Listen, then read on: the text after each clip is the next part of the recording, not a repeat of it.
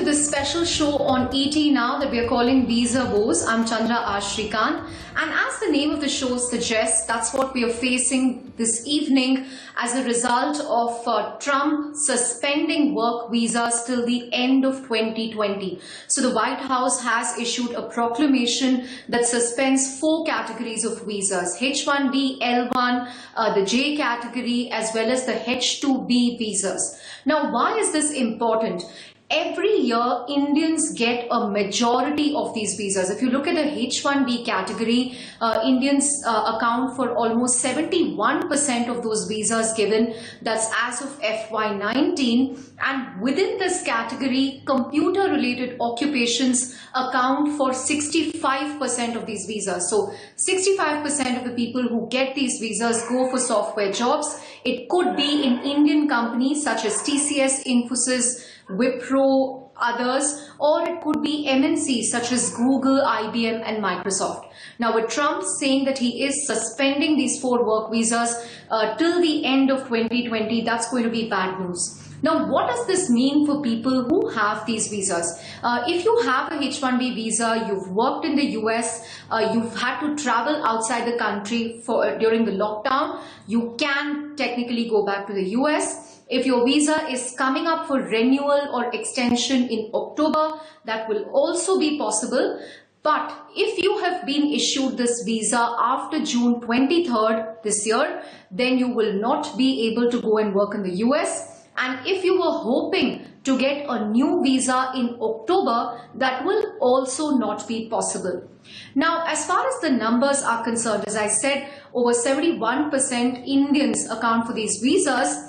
But if you look at it, IT companies have been reducing their dependence on these visas over the years because they have ramped up local hiring. Remember, the US has gone on a protectionist tour, not just this year or last year, but at least for the last decade, time and again, there have been various attempts to clamp down on these work visas. So you can see some of the data on your screen. On an average, Wipro has 69% local workforce, HCL Tech has 67%, Infosys has 62%, and Tech Mahindra has 45%. So will this then redefine the on-site offshore model because more people are anyway remotely working these days? That's something that we will explore over the course of this show. And there has also been a strong pushback from MNCs. So you had Google CEO Sundar Pichai speaking out, Tesla's Elon Musk speaking out against this move, Microsoft's Brad Smith. You also had reactions from Facebook, Twitter, Amazon saying that this is going to be a bad move. Because remember, these American companies also require skilled workers from India for roles in the US. Now, I caught up with NASSCOM, software lobby NASSCOM's chairman, UB Pravin Rao. Remember, he's also the COO of Infosys, India's second largest IT company, to understand the ramifications of this move and if this will fundamentally change the on-site offshore model as we know it, and if IT will still be attractive for employees without that on-site work option. Listen in to an excerpt of this interview. First of all, it's very unfortunate. It's in fact misguided and harmful to the American companies. It actually prevents not only member companies of NASSCOM, but also thousands of corporations in US access to critical talent overseas, which is very pivotal in dealing with post-COVID crisis and post-COVID recovery of American economy. So from that perspective, it's a bit short-sighted decision. In fact, thousands of corporations, including technology giants like Amazon, Facebook, Google, either individually or through their associations like US Chamber of Commerce, had earlier written to President Trump requesting him not to do anything which is harmful for the US economy. But it's unfortunate that they have taken this decision. Overall, I mean, as you rightly said, in the last few years, our member companies have invested significantly in hiring local talent. To that extent, it is mitigated. But end of the day, this is all about skills. It's all about access to talent wherever it resides. And particularly in the post-COVID recovery, we expect technology to play a critical role. Technology spend to increase, and there is a dearth of talent. In fact, while there is overall unemployment in US, unemployment in the tech sector, as per the April numbers, is 2.8% only. So net, while we are much better off than we were in the past, Right. but we'll always have the need to access critical talent elsewhere, and this unfortunately prevents us from doing so in a very effective manner.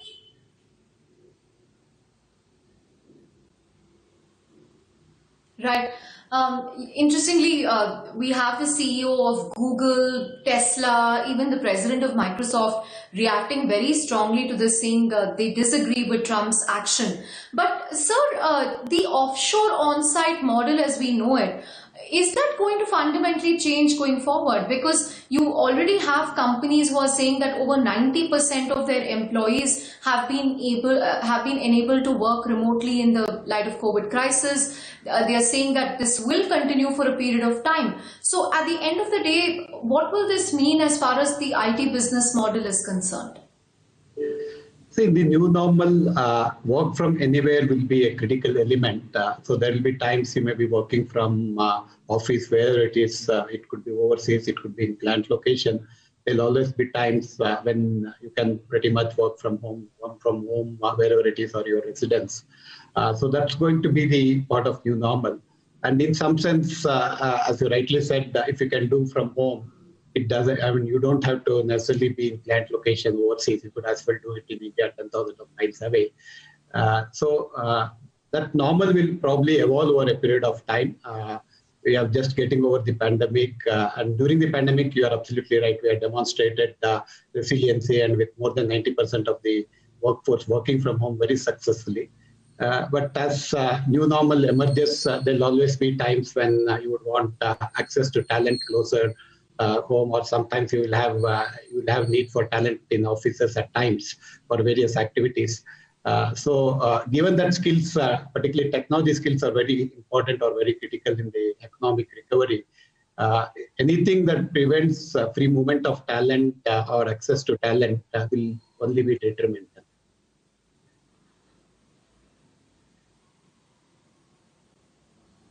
Right. So I also wanted to understand, can you quantify the impact that this is likely going to have? Will it mean that the cost of doing a business might go up, or will it mean that clients will be more open to offshoring more work? At the end of the day, what will this mean? And, how are IT companies going to accommodate people who were on these visas who may not be able to go back and work in the US? I think, there are two or three things, right? One is obviously, if you have good talent outside US, obviously clients will start trying to leverage the talent. So this may mean more offshoring, number one.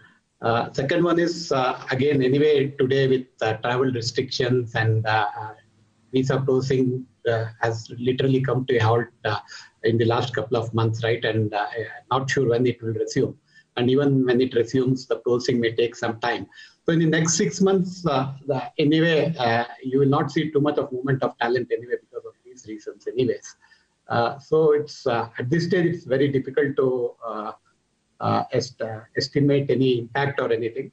In the short term anyway, even without this ordinance, for any increasing needs, if we didn't have talent onshore, because we simply couldn't send talent from India, either you had to do it working offshore, or you had to move work offshore, or you had to rely on local hiring or local subcontractors. So that thing will probably continue for the next few months anyway. This ordinance is anyway in effect till end of December, and they will probably review it at the end of it.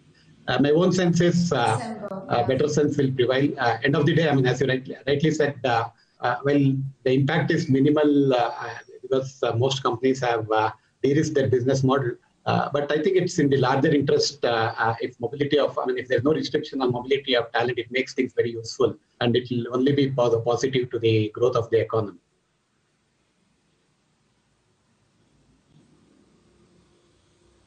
Right. The big trigger is, of course, going to be the US presidential election. So While Trump has signed this off till the end of the year, are you hopeful that they might bring down the duration, or this might be suspended altogether once a new president comes in, or is this going to be the tone going forward? What kind of eventualities are you preparing for at this point? No, I mean, right now it is on till December end, but for starting September 21st or something, they'll start relooking at it and they may make some modifications. So our hope is that better sense will prevail and they will probably try to modify it or limit it to maybe 3 months or so. That's something we hope so. But it's difficult to say. I mean, at the end of it, whether Trump continues, new president coming in, whether it will make any impact or not. But net, I think once the impact of lack of access to critical skills is felt and it doesn't really create too much change in the overall unemployment rate, I think better sense will prevail and they may start relooking at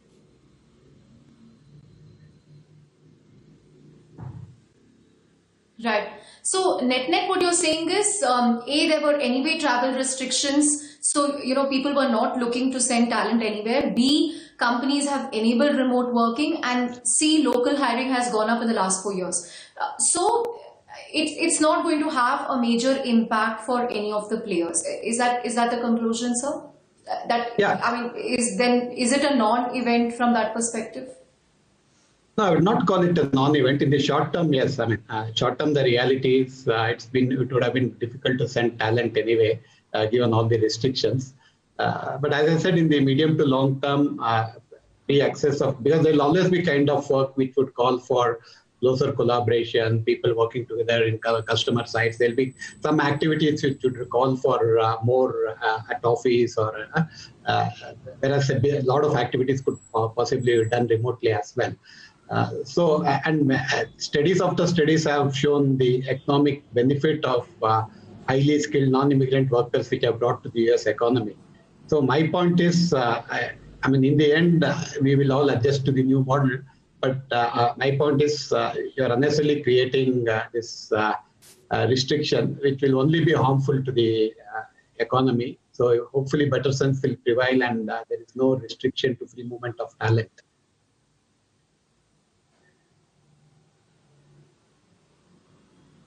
Right. Sir, this visa, H1, be it a H-1B visa or an L1 visa, is also a very attractive recruiting tool by IT companies. Lakhs of engineers go every year, not just by IT companies, but also by the global behemoths. So will that kind of change going forward, and what kind of an impact will it have on hiring? The fact that you're not going to go on site anymore after 2 years or after 3 years, will it bring down the attractiveness, you think, as far as an IT or a techie job is concerned? No, I don't think so. I mean, the first point is, as you said, if you look at fiscal 19, the top 7 of the top 10 beneficiaries of H1 visas were US technology giants, right? Amazon, Google, Facebook, and so on. It's not necessarily India headquartered companies. So to that extent, all these companies rely on skills, and skills are available in abundance in India. So that's one part of it. I mean, there'll always be a lot of tech companies looking for talent, whether it is in India or anywhere in the world. Second, today with all the disruptions happening, all the new business models, everything is enabled by technology. So the work we do today is very exciting. The work we do today is very impactful, and not many industries can speak about it. So from that perspective, if you look at it from a job content, from the job satisfaction, and the kind of impact you can do, IT will continue to be attractive. I mean, it's not necessarily one has to travel abroad. I mean, earlier I agree, in the early days of the industry, going abroad was a big attraction. But nowadays, I think it is the kind of work, the nature of work. I mean, you have seen mushrooming of startups and all those things, right? All this is driven by the kind of work we do and the kind of impact one can make using technology. So I think IT will continue to be a very attractive proposition for youngsters going forward as well.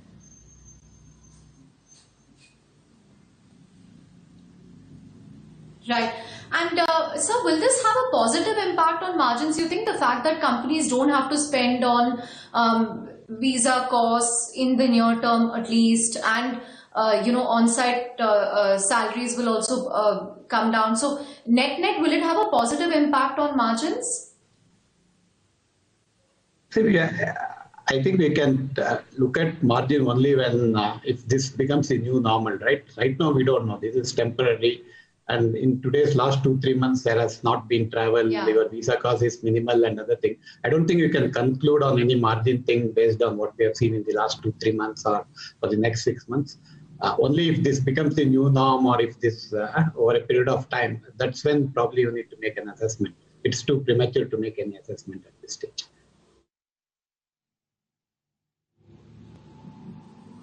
That was a very important voice to get on a day like today. The NASSCOM chairman, more importantly, the COO of Infosys, UB Pravin Rao, really weighing in from every angle what this is going to do to revenues, margins, the future of IT as we know it.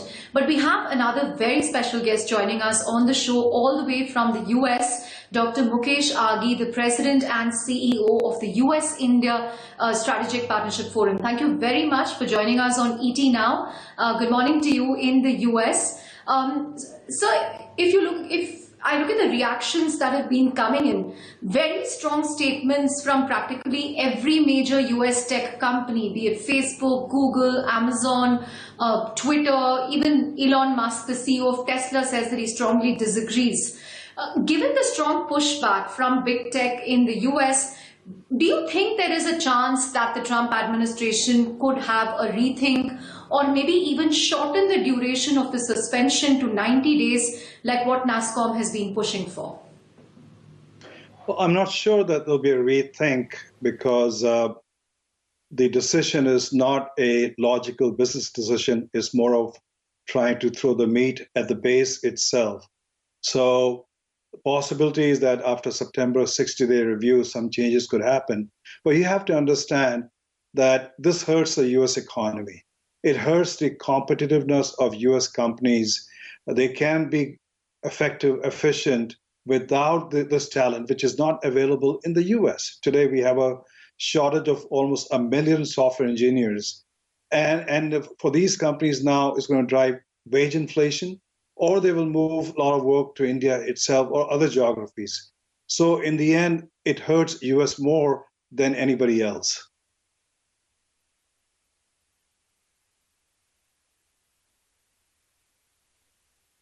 Steps be, Dr. Aghi? Because when we spoke to NASSCOM, they said that this has been escalated at possibly every level.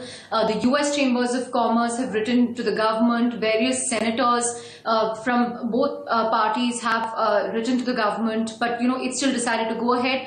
So is this rhetoric then ahead of the elections? And should we be prepared for more steps as we reach the October-November election period? Well, I think it is a election ploy. That's how we see it. And at the same time, USISPF did write to the White House asking not to go in this direction. And for whatever decision-making process within the White House, they went and moved forward. Again, I like to emphasize that could be more surprises coming in because the elections are getting tighter. And you have a White House which is keen to get reelected back, and they will do anything to basically support their base. So logical decisions will not prevail here. I think it's more about trying to please the base.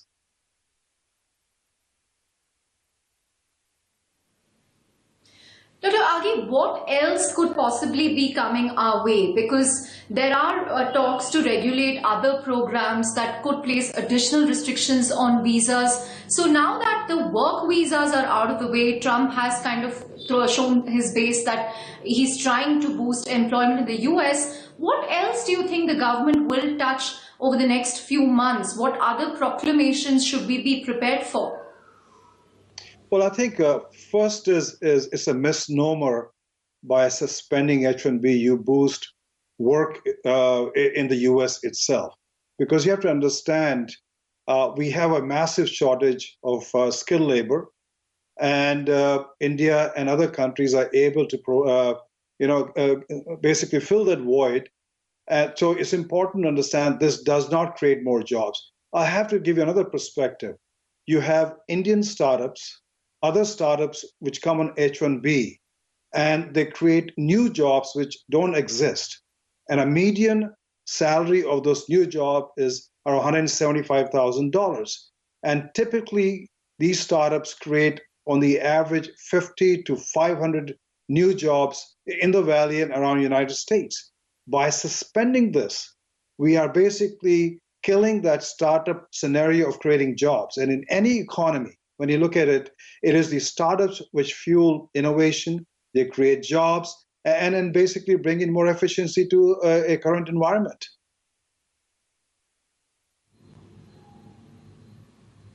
Right, as you pointed out, Mr. Aghi, the tech unemployment itself has been declining in the US. I think it's 2.9% now. And on the startups, it's interesting that Indian startups such as Postman have relocated to the US. They're hiring people there, and it's now being valued as a unicorn. So that point is very valid in terms of the value that startups bring. But all this also calls into question the overall relevance of visas. In the last few years, Indian companies at least have been reducing their dependence. They've been hiring locally. They've been offshoring more. And now they have enabled more than 90% of their employees to work remotely. So are work visas still a big deal? They are, because I think you have to understand you need professionals on site for innovation. You need professionals on site to understand what are the challenges on the business side. You need professionals on the healthcare side to make sure the privacy of patients and everybody else is protected. So you need that mobility. And I think you have to look at it's not just job creation. Last year, Indian companies invested over $22 billion in the US, creating 125,000 jobs. You look at companies like Tata, TCS, Wipro. They're setting up skilling centers across, including Infosys. So I think it's a partnership which is a win-win, which has an impact on the US economy. It also has an impact on the Indian economy. So by suspending H-1B, yes, it does have an impact on Indian IT export services, but they can offshore those services. But so it has an impact on the US much more because these companies need to leverage these skills, not only just from a services perspective, but also from an innovation perspective.